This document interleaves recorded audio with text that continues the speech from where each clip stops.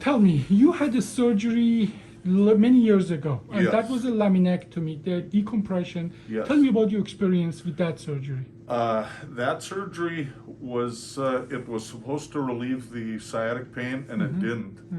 And the surgery was so bad that I never wanted to do it again. So I Yeah. just lived with this up until I met Dr. Abbasi. Yeah. Now, that pain that you had in the back and the leg, can you describe Yes. that pain? It was, the best way I could describe it is somebody poured gasoline on my leg and lit it on fire. Can you tell me That's how exactly bad it where? was. Can you tell me exactly where? It was from the back, behind the knee, Behind lots the of knee. times was Okay. terrible. All the way down to my calf and around the calf and up to my toes. And that is the L5 nerve root. That is the Yes. nerve that literally comes down through this hole. Yes. And in vast majority of the time, it is affected by the problem of these two Yes. discs. And literally what you got before, you got a decompression for that. And that is a traditional way we have been dealing with that. That surgery is still being done. But many times that's not enough. If the disc is a bad disc, it comes out more and push again on the same nerve. So you had a reherniation of the L455S1.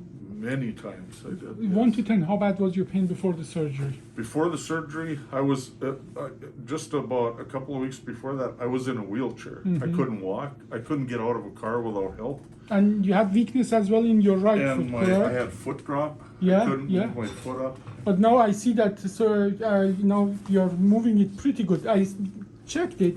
You still have what we call a 4+ weakness there, so it's not completely back, but we are only 4 months after the surgery. Right. So now the surgery was 4 months ago. Tell me about, what do you remember of the surgery? The surgery, it was just effortless. I felt fine afterwards, no pain at all, except from the surgical Yeah, area. obviously. Yeah. And I was up walking around just a few hours after recovery. Did the leg pain go away? It did. When did it go away? Right when I woke up after Yeah. the surgery. Okay. And how bad is the back pain now? The back pain is 0. I filled out the first time in my life I've ever put a 0 on the pain. Yeah, you said you had that pain for a very long time, obviously. You have been 47. living with that because you were afraid of the open old-fashioned surgery. Absolutely. I never wanted to go through that open Yeah. surgery again. So Yeah. I just lived with it, lived with the pain until now. So, you said you went for a 5 miles walk just Yes. recently. Yep. How did that go?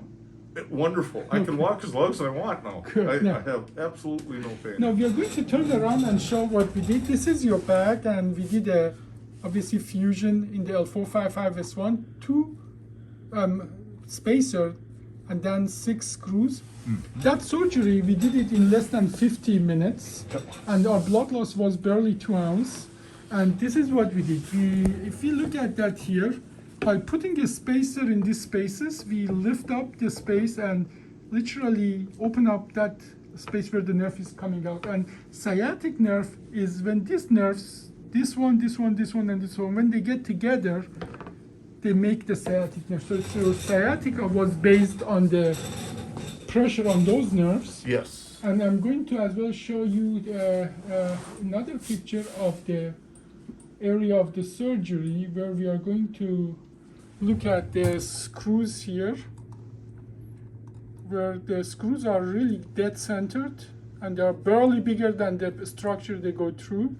But with the 2 C-arms that we use, we can put them exactly where they need to be.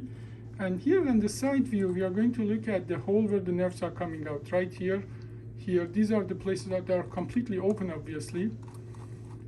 They used to be under significant amount of pressure. And just 4 months after surgery, bones start growing in the front. We still have to work a little in the back, but overall, this is a very good result we can achieve with this surgery.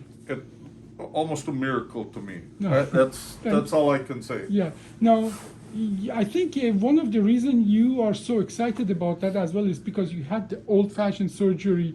You have something to compare. Absolutely. Yeah. And we see that a lot. That I had the lady and the husband here, and the husband had the open old-fashioned surgery, and the lady had our surgery, and the husband said, "I'm jealous. I see how she's improving," and that is really where the differences comes out when somebody can compare what the old-fashioned surgery looked like and how ours look like. I just was talking to nurse practitioner who's right now practicing in a very big hospital in the cities, who's interviewing with us to join us and saying that now their patients stay a week or two in the hospital, and it takes them 4 days before they can ambulate freely, because our patients ambulate within hours.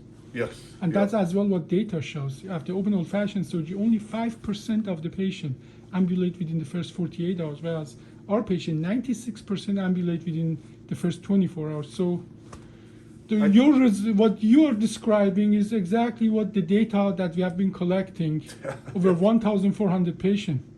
I just can't believe it myself. Okay, I walk and walk and walk. I push myself because I can't believe that I can do it. Well, still be careful, but I think we are on a very good path, okay? Oh, yes, yes. Thank you so much. Any comment, any question otherwise? All I can say is I'm glad I met you. Thank you.